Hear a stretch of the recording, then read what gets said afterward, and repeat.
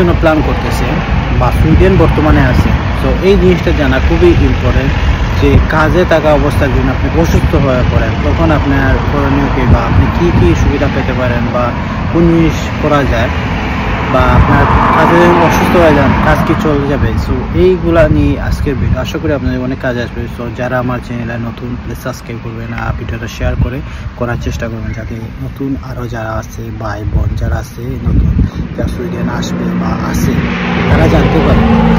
So করা অবস্থায় আপনি অসুস্থ হয়ে পড়ে যান, অসুস্থ হন, হঠাৎ করে যে কোনো জিনিস হতে পারে অ্যাক্সিডেন্টলি বা এমনি আমরা অসুস্থ হতে পারি। তো আপনি অসুস্থ দিন হয়ে হন তাহলে আপনার কোম্পানি আপনাকে 14 দিনের যে অসুস্থ সিক লিভ যেটা ওইটার জন্য আপনাকে কোম্পানি আপনাকে টাকা পে করবে।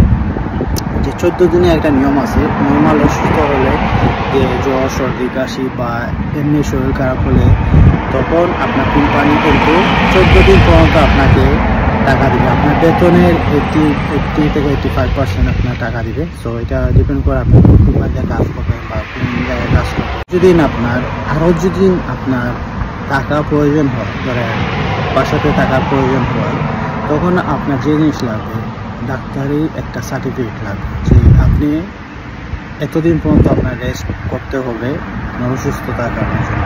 তো ডাক্তারি সার্টিফিকেট দিন থাকে। তারপরে যেটা হলো প্রসেসিং কাজ, এখানে ইন্স্যুরেন্স বলেন, যেটা আমরা সাধারণত যারা ট্যাক্স পে করি, তো আমাদের একটা নর্মাল একটা ইন্স্যুরেন্স থাকে।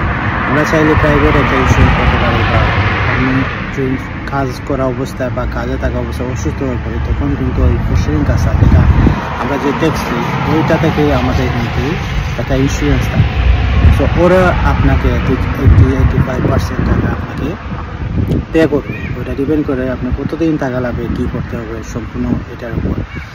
অনেক কোম্পানি আছে ওরা পে করে না বা ওদের সিস্টেম নাই, তো তখন কিন্তু আপনি প্রসেসিং কাজটা ওদের সাথে আপনি কন্ট্যাক্ট করতে পারেন, ওরা আপনাকে একটা টাকা পে করবে যে আপনার প্রতিদিন সিক আছে ওইগুলা কাছাই করে আপনাকে একটা টাকা পে করবে। অ্যাটলিস্ট আপনি যে জব ছাড়া এখানে তো স্টুডেন্ট তো এমনি তো এক্সপেন্সিভ, তার উপর যদি আপনি যদি অসুস্থ হয়ে যান আর জব ছাড়া আপনি টাকা তাহলে একটা কঠিন একটা পরিস্থিতি চলে আসে। তো এই জিনিসটা জানা থাকা ভালো। আসলে কাজে আসছে, ভালো থাকবে, সুস্থ থাকবে, নতুন ভিডিওর সাথে দেখা হবে। আল্লাহ হাফেজ।